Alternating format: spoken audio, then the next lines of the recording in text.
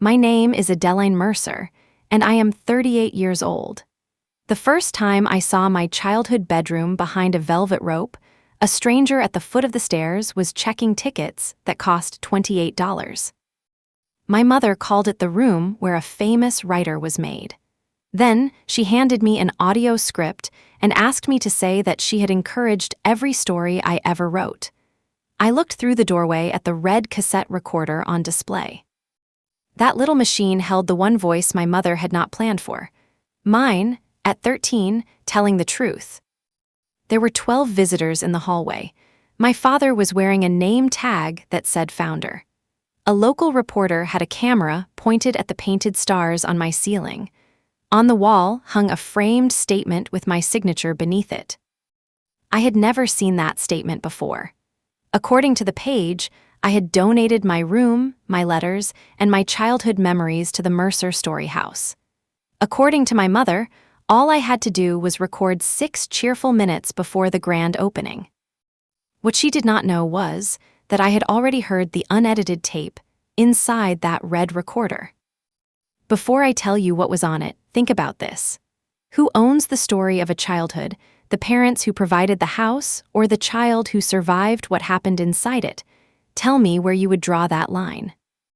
I grew up in Belford, Vermont, a town with one covered bridge and a Main Street tourists photographed every fall. My parents owned Mercer Antiques. Dad repaired furniture in back. Mom handled customers and made every sale feel personal. When I was 9, they bought a white house on Alder Street. My bedroom had blue wallpaper, a maple outside the window, and gold stars Dad painted across the ceiling.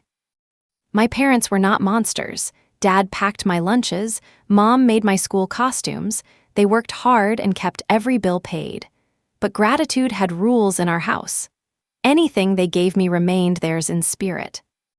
That included my time, my choices, and eventually my memories. I started telling stories before I could spell them.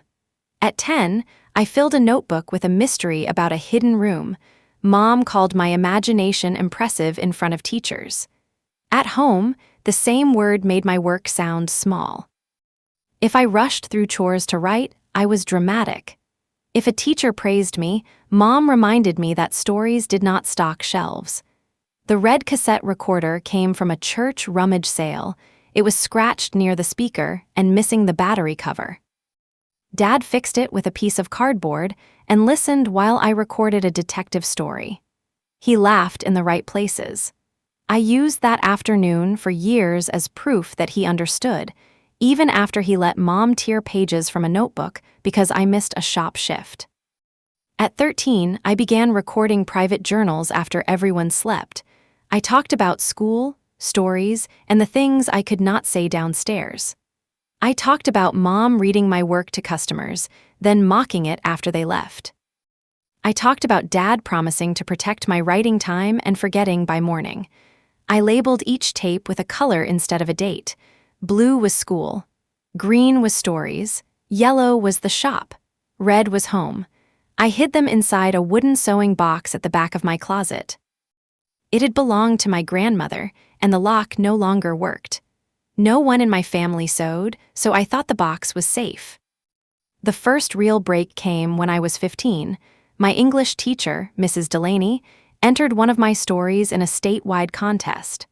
I won second place. The prize was $100 and a Saturday workshop in Burlington. Mrs. Delaney called my mother before telling me because she thought parents liked surprises. Mom thanked her, hung up, and said the workshop fell on the shop's winter inventory weekend. I begged. I offered to work late all week. I offered to give them the prize money. Dad said he would manage the inventory alone. Mom looked at him until he lowered his eyes. Then she told me family businesses survived because everyone sacrificed. I missed the workshop. My name appeared in the local paper anyway. Mom clipped the article and taped it beside the cash register. Customers congratulated her for raising a writer. She would touch my shoulder and say, "We always knew she had a gift." Then she sent me to the basement to count chipped dishes. That was the first time I understood that my success could belong to her even when the work did not. I recorded that night on a red tape. My voice shook with anger. I said I had won something and somehow still felt punished. Then I said a sentence I had forgotten until many years later. Maybe one day she will like the story better than she likes me.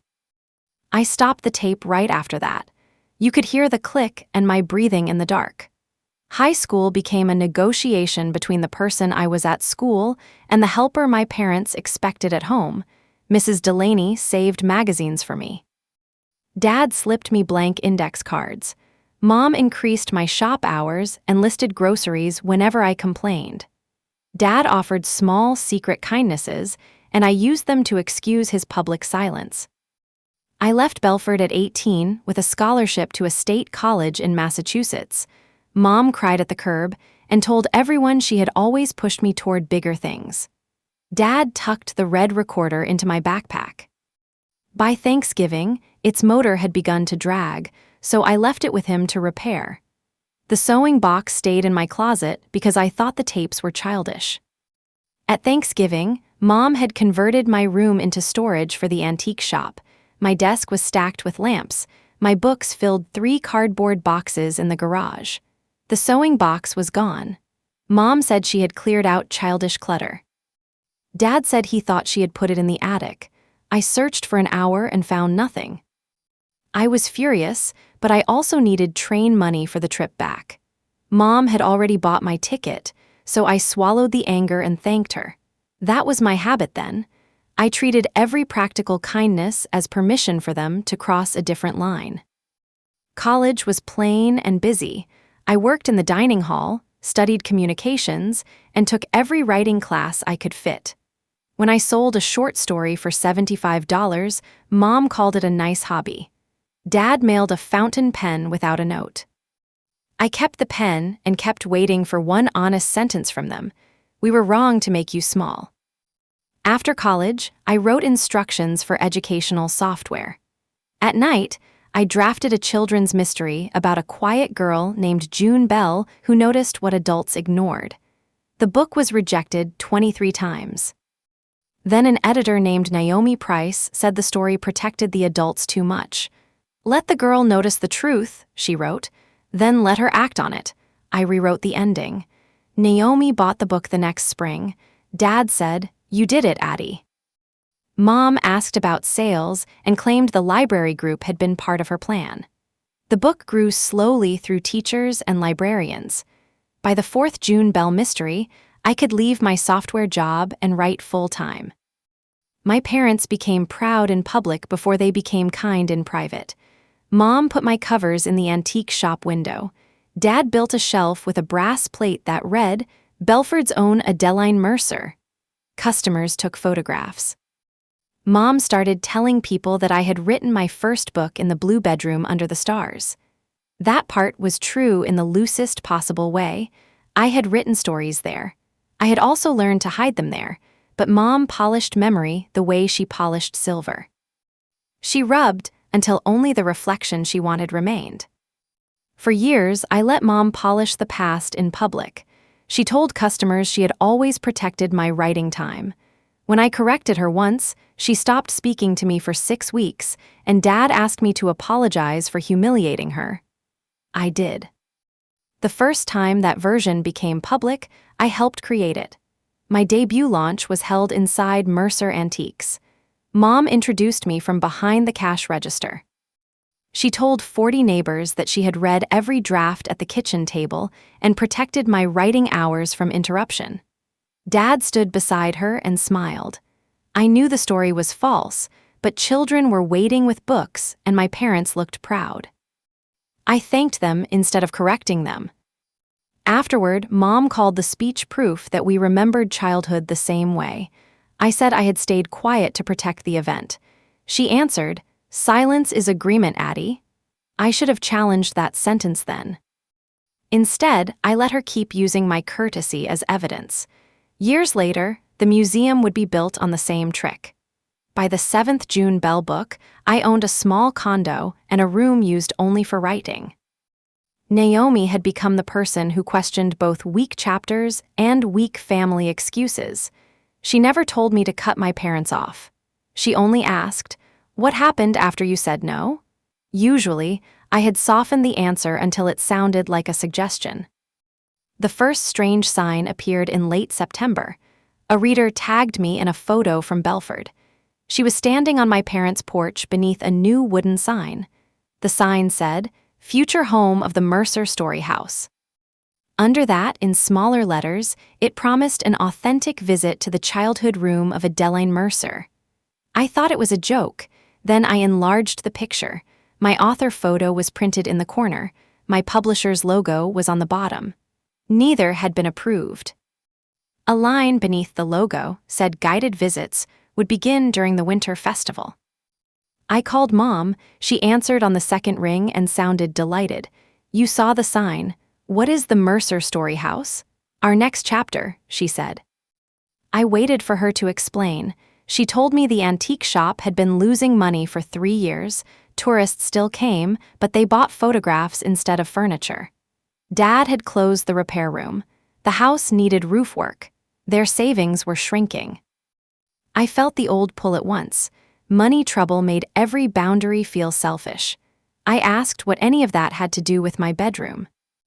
Mom said Belford's Heritage Committee wanted new attractions. The town already had a clock museum and a maple farm. A regional tour company believed visitors would pay to see where the June Bell stories began. My parents would open the downstairs rooms, the shop archive, and my bedroom. They would offer tea, a short film, and a guided tour. "You did not ask me." "We are asking now." "No, you are announcing it now." Mom went quiet, then her voice changed. It became gentle and injured. "Adeline, this is our home. We are not asking to enter your condo. You are selling my name. We are sharing our family history." I asked whether she had signed anything. She said they were only exploring options. I asked about the publisher's logo. She said the sign company must have added it. I asked her to take the sign down that day. Dad came on the line. He said the sign was temporary. He said Mom had worked hard on the proposal. He said no one had made money yet.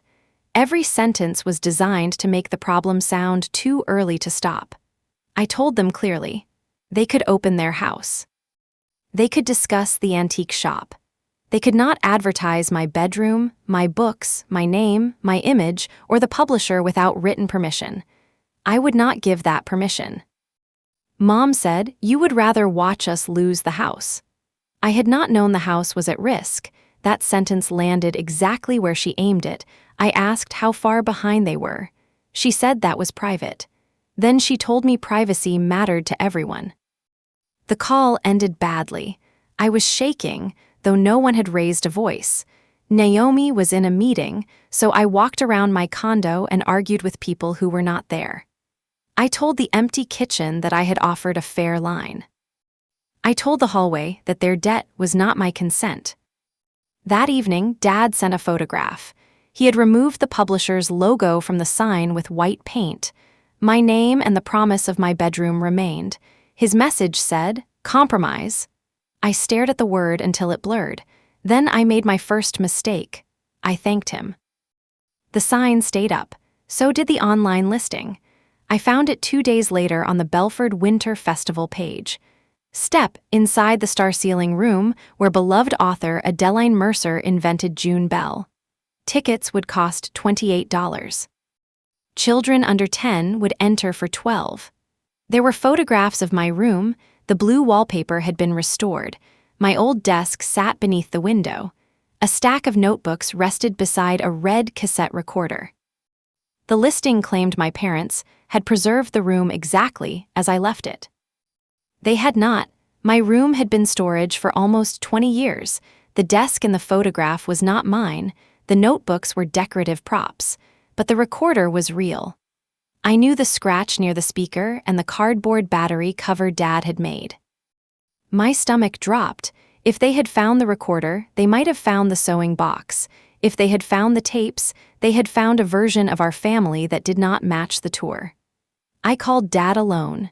He answered from the shop. I could hear a clock chiming behind him. "Where did you find the red recorder?" "In the attic." "Was it with a wooden sewing box?" He paused. It was less than a second, but I heard it. I do not remember. Dad, your mother organized most of the room.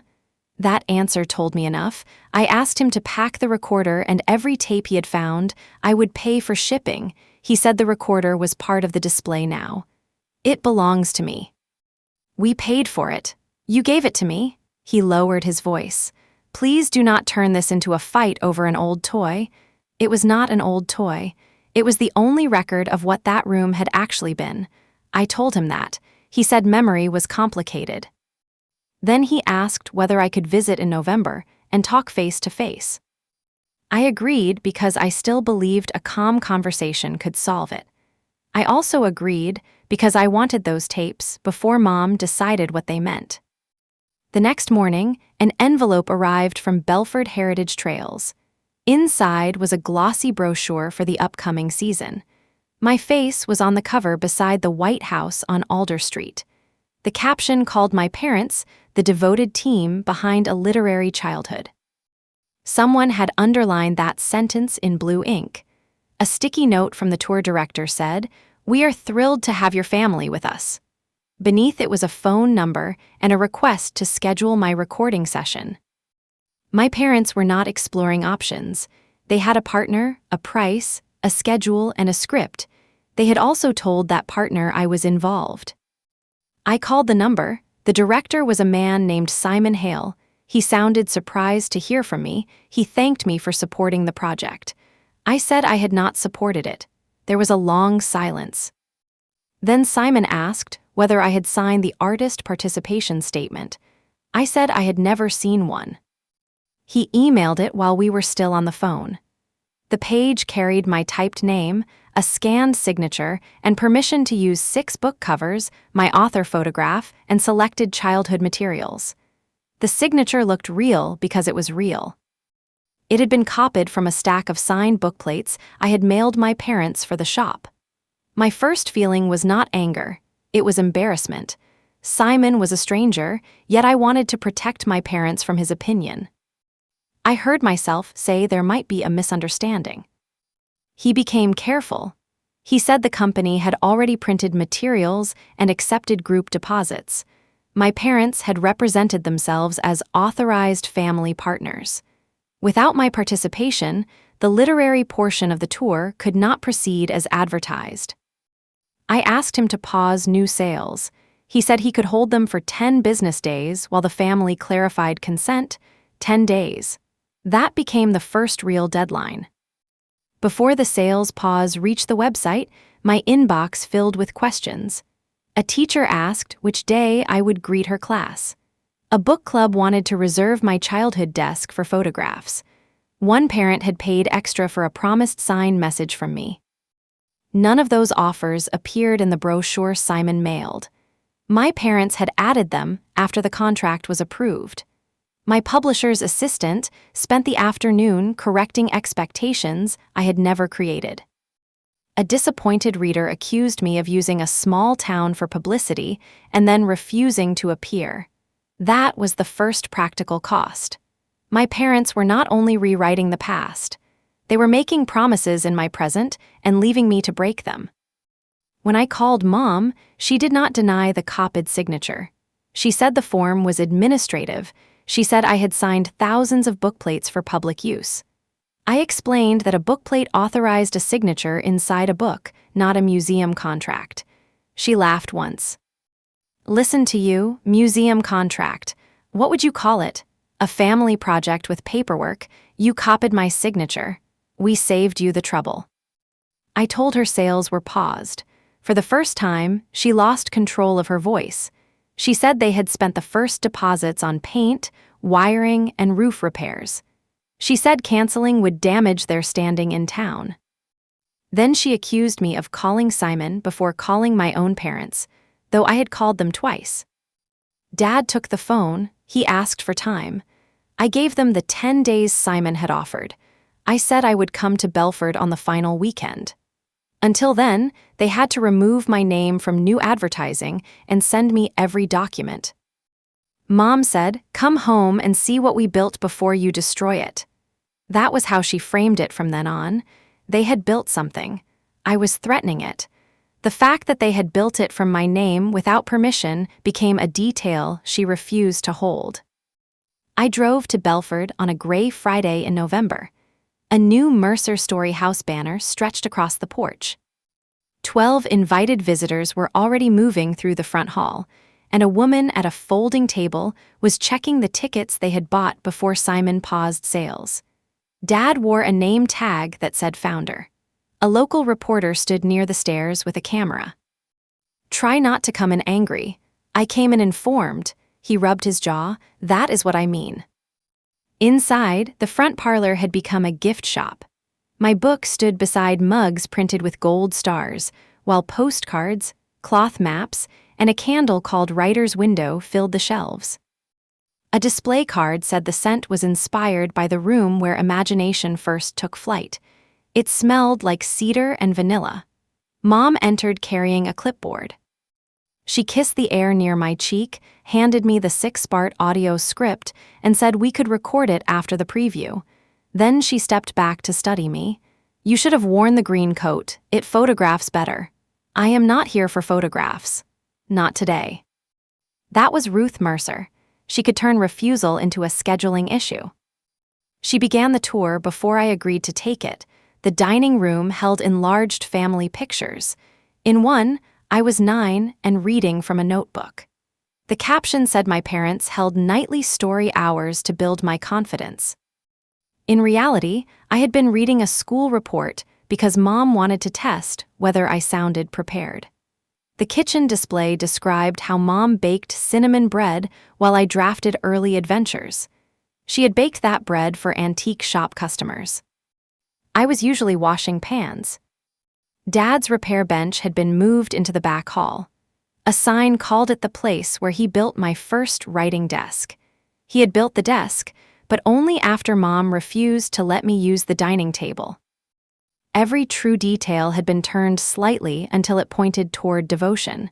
I asked who wrote the captions. Mom said she did, with help from a local historian. I asked whether the historian had interviewed me. She said the house itself was the primary source. Houses do not answer questions. Neither do daughters who move away. Dad closed his eyes. Mom kept walking. At the foot of the stairs, a velvet rope blocked the way. A brass plaque said the upstairs rooms would open only with a premium ticket. My bedroom was the main attraction. Mom unclipped the rope and said, "This is the part you need to see before you judge." The stairs creaked exactly as I remembered.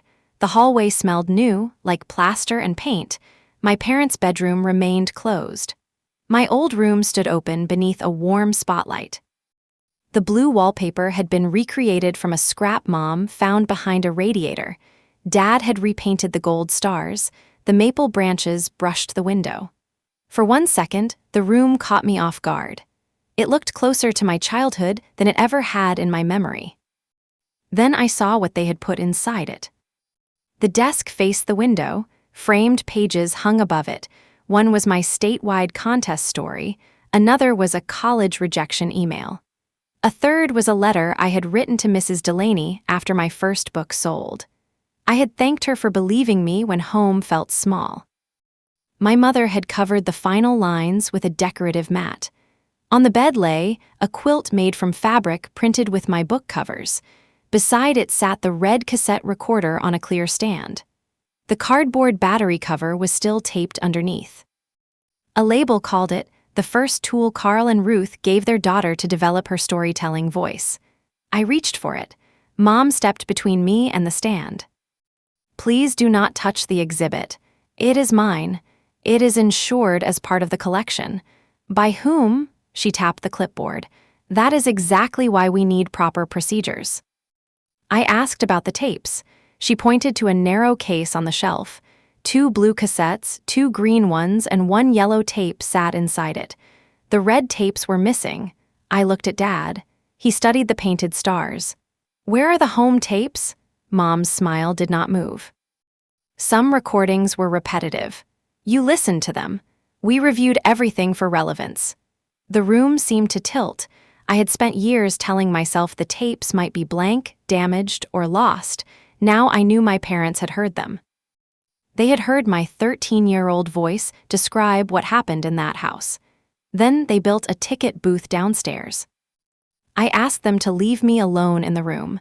Mom refused because the materials were not yet secured. Dad said he would stay by the door. I laughed, and the sound came out sharper than I intended. This was my bedroom. It was, Mom said. Now it serves a larger purpose. That sentence ended the tour. We argued in the kitchen for almost an hour. I repeated my original line. They could tell the history of the antique shop. They could display the furniture Dad restored. They could charge admission to their own work. They could not use my name, books, image, letters, recordings, or room as a literary attraction. Mom said I was erasing them from my success. Dad said the house had shaped me whether I liked it or not. I said shaping someone and supporting someone were not the same. Then Mom showed me the numbers. The project had taken nearly $46,000. Some came from their savings. Some came from tour deposits. The rest came from a small loan secured against the antique shop inventory. They expected to recover it within the first season. Canceling now would mean refunds, fees, and merchandise they could not sell. I understood the fear beneath her anger. The shop was failing. Their retirement plan had been tied to a business that no longer worked. The Story house looked like rescue. But fear did not explain the copied signature. It did not explain the hidden red tapes. It did not explain why the only version of my childhood worth selling was the one that made them heroes. I asked whether they would have come to me for a loan. Dad said no. Mom said she would never beg her own child for money. But you will sell her bedroom? She flinched. It was small, but I saw it. Dad asked whether I could license the room for one season. He offered to pay me a percentage. I told him the problem was not the percentage. Mom said that proved money was not my real concern. She wanted the real concern in one sentence, so I gave it to her. You are charging strangers to enter the room where I learned to hide from you, and you want me to call it support. Dad sat down. Mom remained standing. She said I had always been sensitive. She said every teenager felt misunderstood. She said the tapes captured moods, not facts. Then she used the sentence that changed everything. Children do not get the final word on the people who raised them. I looked at her clipboard. I looked at the hallway leading upstairs. Then I understood the museum was not only a business. It was her verdict. I left the house and checked into the Belford Inn. That was my second mistake. I should have called Simon and ended the pause that night. Instead, I gave my parents the weekend because Dad followed me to the porch. He stood in the cold without a coat. Your mother cannot lose this in front of the town. I asked whether she could lose it in front of me. He looked away. That answer kept me there. The next morning, Dad met me at a diner near the bridge. Mom believed he was buying supplies. He ordered coffee and did not touch it. Dad admitted the antique shop could fail, though the house was not in immediate danger. Mom had won a town grant that required a cultural program before spring. Why did she not tell me? Because she knew you would say no.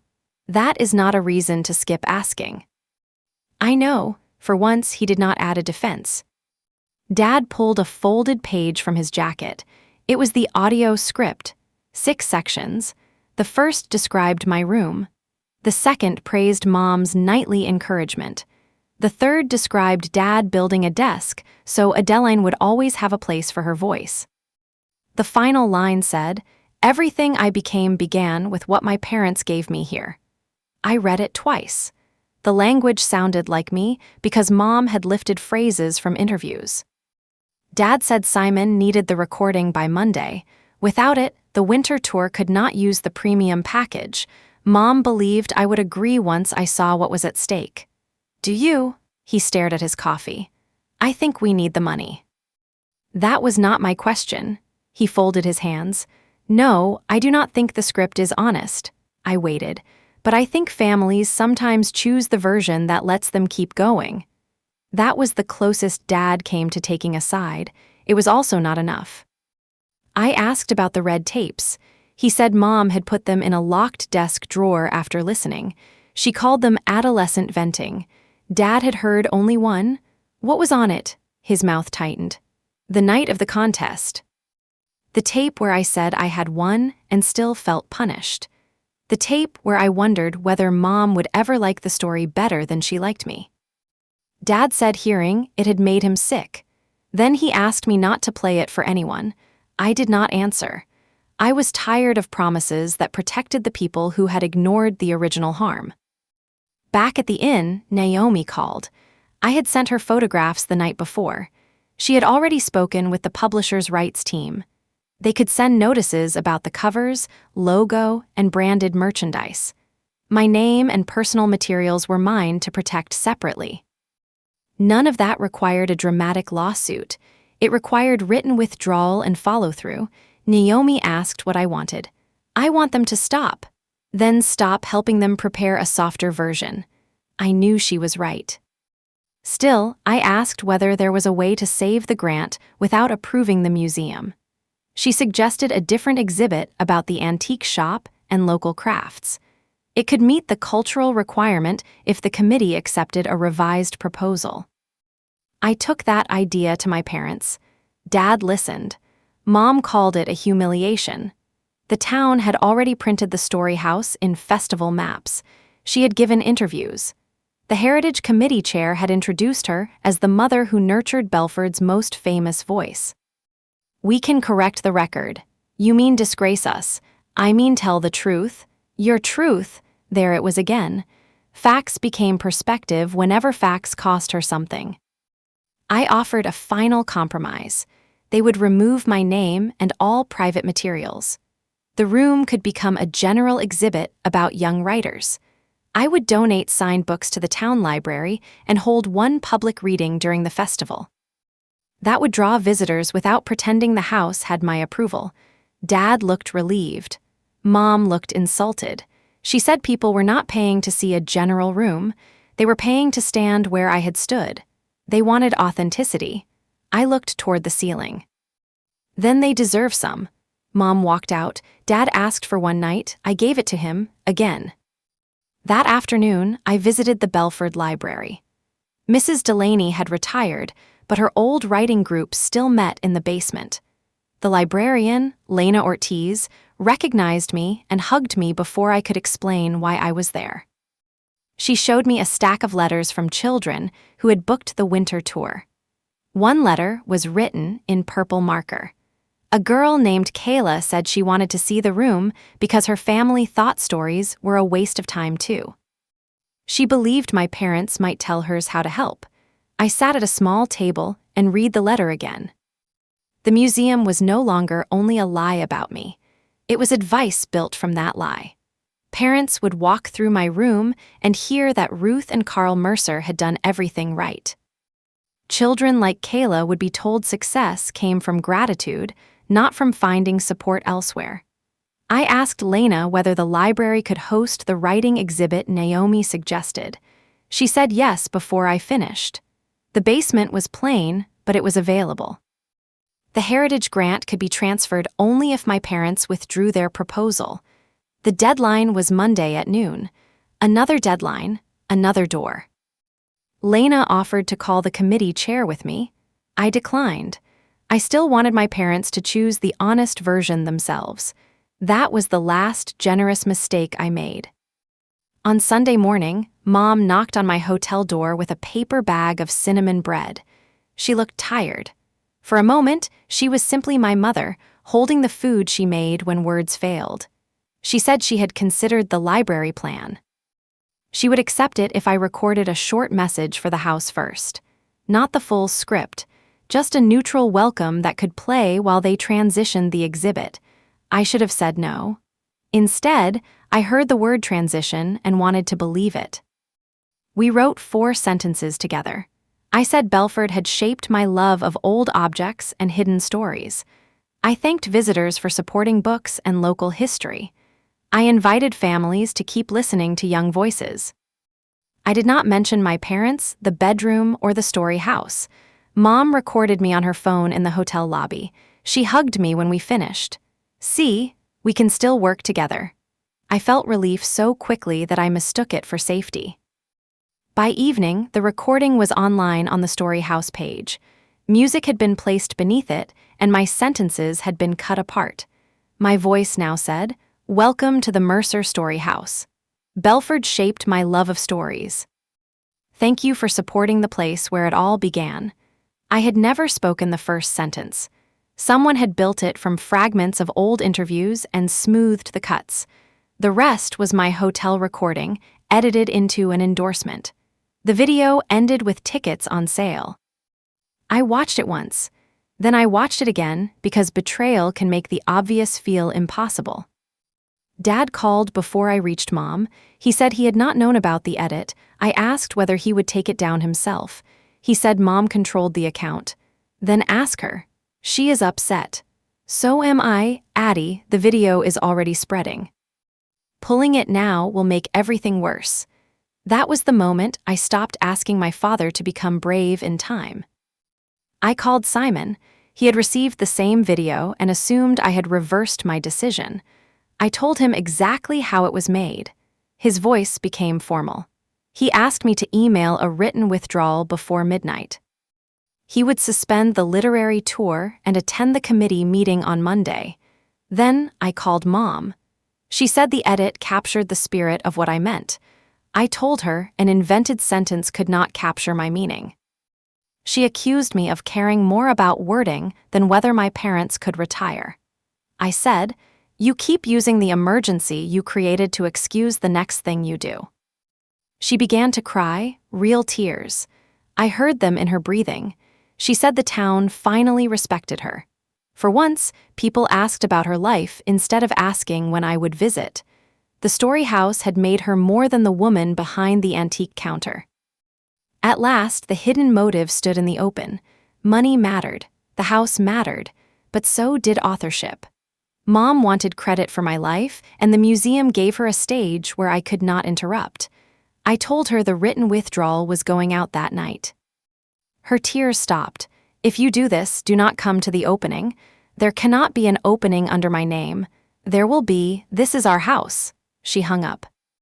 I sent the withdrawal to Simon, the Heritage Committee, my publisher, and my parents.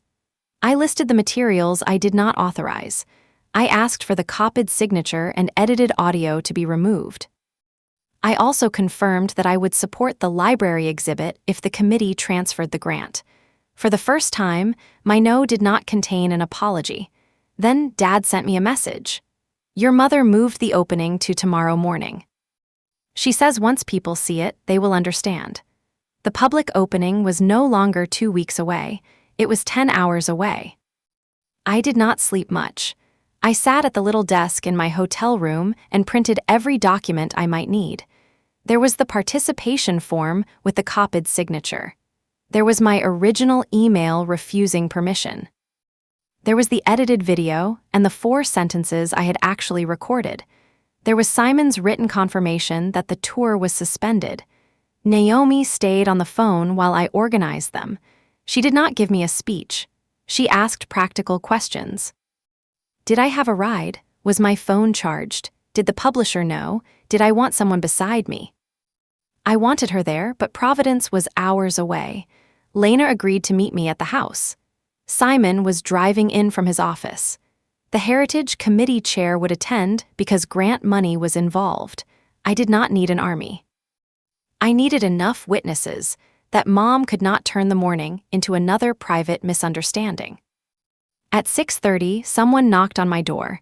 Dad stood in the hallway holding the red cassette recorder. The clear display stand was still attached underneath with 2 small screws. In his other hand was a red tape.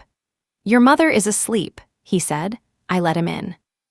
He put the recorder on the desk. For a long moment, neither of us touched it. Then he said Mom had planned to play selected clips during the opening. She had copied one line where I thanked them for a birthday notebook.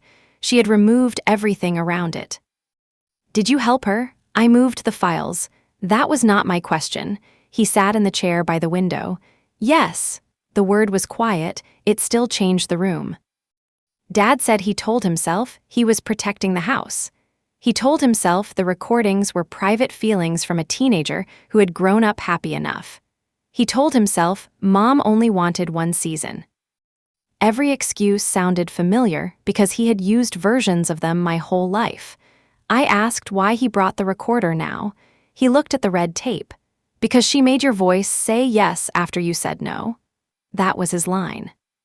It had taken 20 years, but he finally saw the difference between keeping peace and helping someone erase a boundary. I put the tape into the recorder. The buttons resisted at first. Dad pressed the side of the case the way he had when I was a child, and the play button clicked down. Static filled the room. Then my 13-year-old voice began. I was describing the contest. I said Mrs. Delaney had called. I said Mom would not let me attend the workshop. I said Dad had offered to cover the shop and changed his mind after Mom looked at him. My younger voice tried to sound grown. It failed. Then a door opened on the tape. Mom's younger voice came from farther away. Are you talking into that thing again? I said I was practicing. For what? The workshop, in case you change your mind. We are not changing our minds. But Dad said he could do inventory. Your father says many things before he thinks. There was a pause. Then young me asked, what if this matters? Mom answered, family matters. Stories are what you do after the real work is done. The door closed. The tape kept running. My 13-year-old voice whispered, I think she wants me to become successful later so she can say this was all part of it. Dad covered his mouth. I had no memory of saying that. The child on the tape understood the future before the adult in the hotel room was willing to accept it. Dad asked me not to play the whole tape.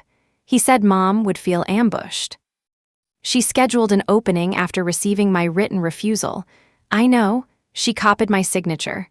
I know, she altered my voice. His eyes filled. I know. I told him I would play only what was necessary. I would not insult them. I would not reveal private details that had nothing to do with the museum, but I would not protect a public lie with private silence. He nodded. Then he said something I had wanted from him for years. I should have protected your no. It was not a complete apology. It did not repair the past, but it named the failure. I asked whether he would say that at the house. He stared at the recorder. I do not know. For once, I did not help him decide. His courage was his responsibility.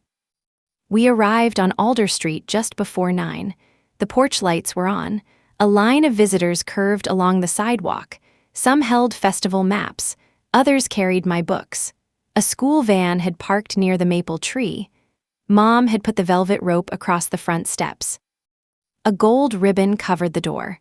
She stood beside it in a blue dress with a microphone clipped to her collar.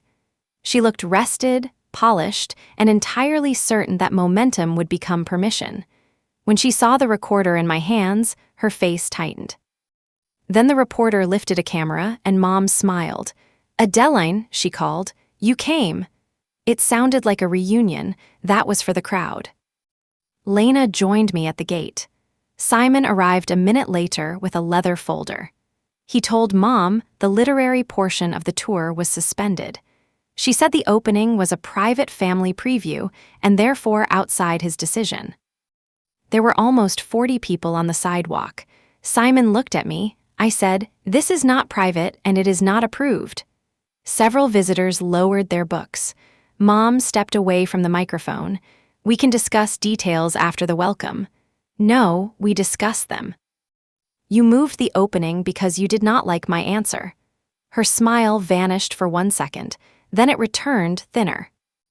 The committee chair asked whether tickets had been collected. Dad said yes. Mom said the funds were donations to local preservation. Simon opened his folder and reminded her that the receipts described admission to a literary tour. Mom turned to the waiting families. She apologized for the delay.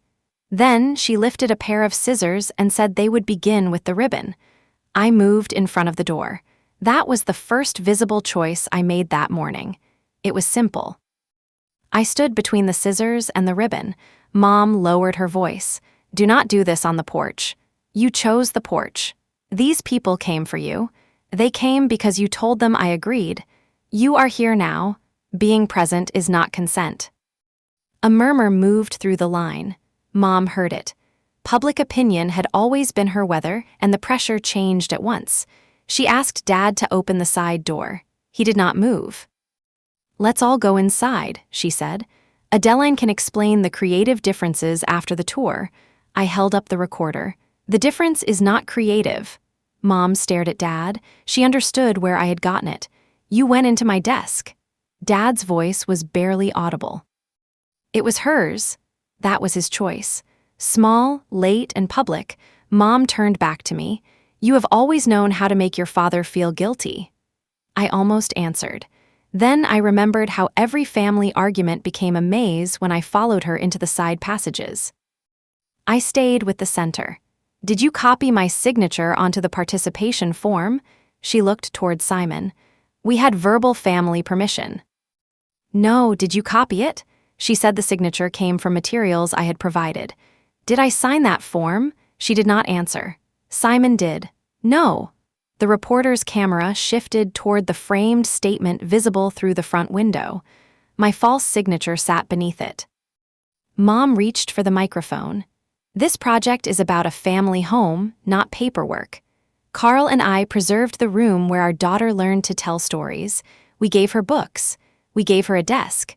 We gave her the freedom to imagine." She faced the crowd while she spoke. Her voice grew warmer with each sentence. This was the version she had practiced. "We are proud of her," she said. "And after everything parents sacrifice, I do not think it is wrong to ask one child to honor where she came from." There it was.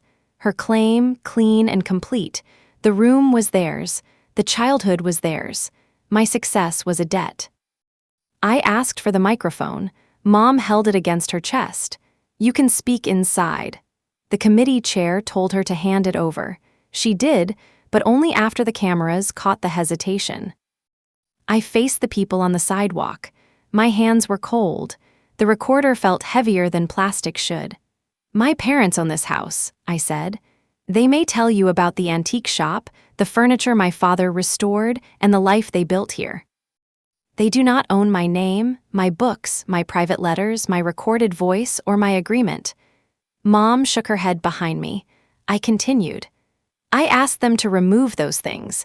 Instead, my signature was copied onto a form. A recording I made for a neutral transition was edited into an endorsement. This opening was moved to today after I withdrew permission in writing.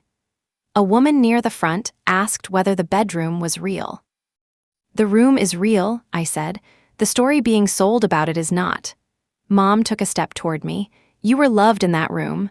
"I was." The answer surprised her. "It surprised me too," I said. "I was loved and I was controlled. Dad painted stars on my ceiling. Mom made my school costumes. They also blocked opportunities, used my work in public, and taught me that support counted only when it did not inconvenience the family. Both things can be true." This museum removed the part that made them uncomfortable and charged you for the rest. The porch went quiet. Mom said every teenager complained.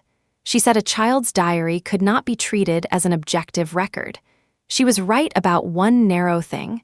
My feelings at 13 were not a court ruling, so I did not present them as one. I placed the recorder on the porch rail. I inserted the red tape and pressed play. Static came first. Then my young voice described the contest. The crowd heard Mom enter.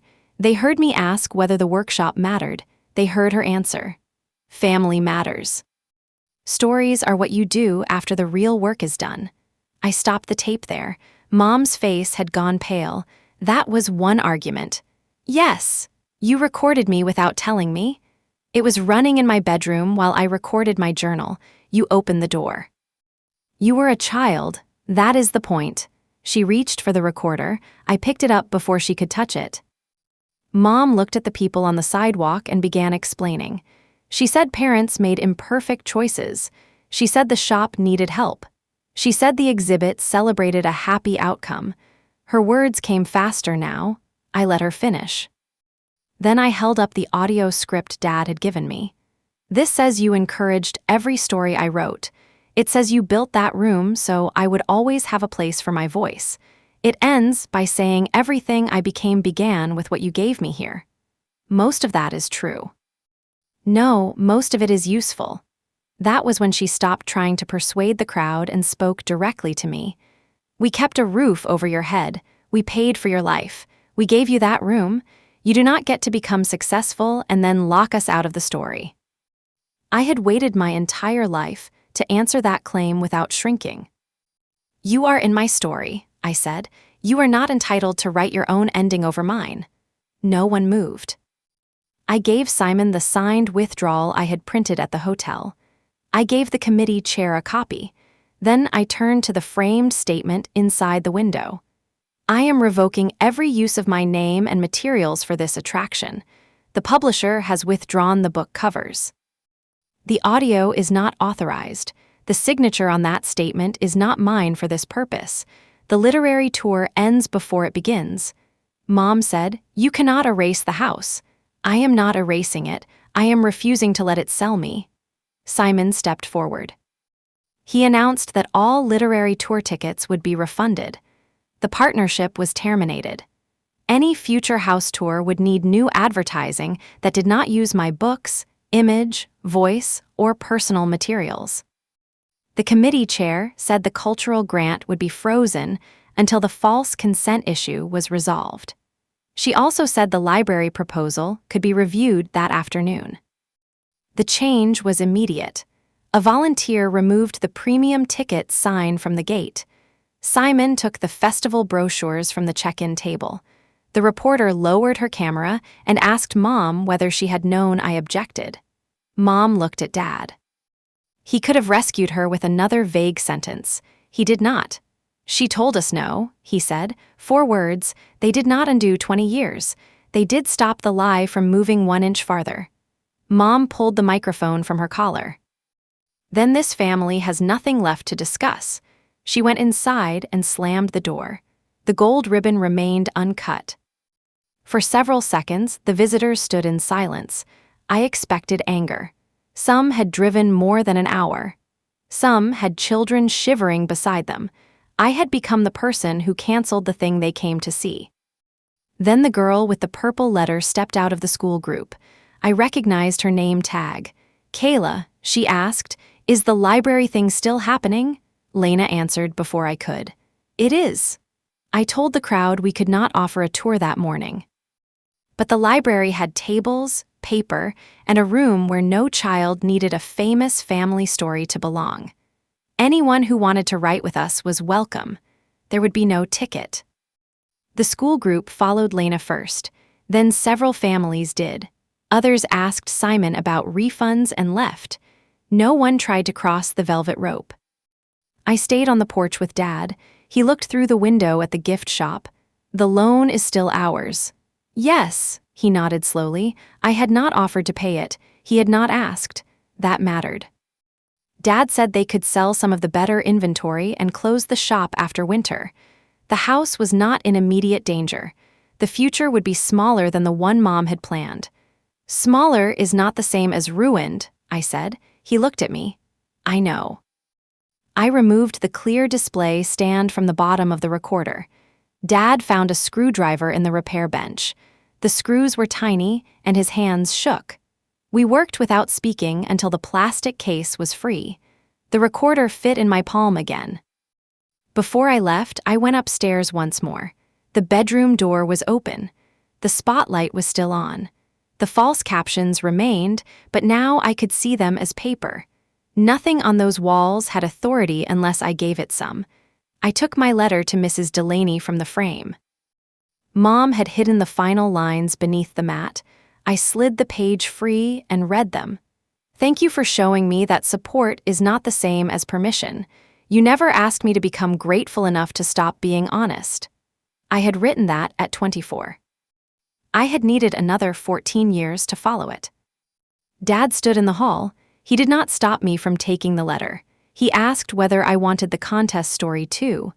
I said no. The story could stay. It was part of the house, and I was not there to strip every memory from the walls. I was there to stop the sale of a false one. At the library, every table was full. Kayla read me a page about a staircase inside a tree. I told her it made me want to know what waited at the top. Her mother listened without correcting a word. The Heritage Committee moved the grant to the library program. Simon refunded every ticket. My parents covered the printing costs and the deposits they had spent. The bedroom tour never opened, and no article could change that result. Mom did not call me. Dad sent one email 3 weeks later. He wrote that the antique shop would close in March.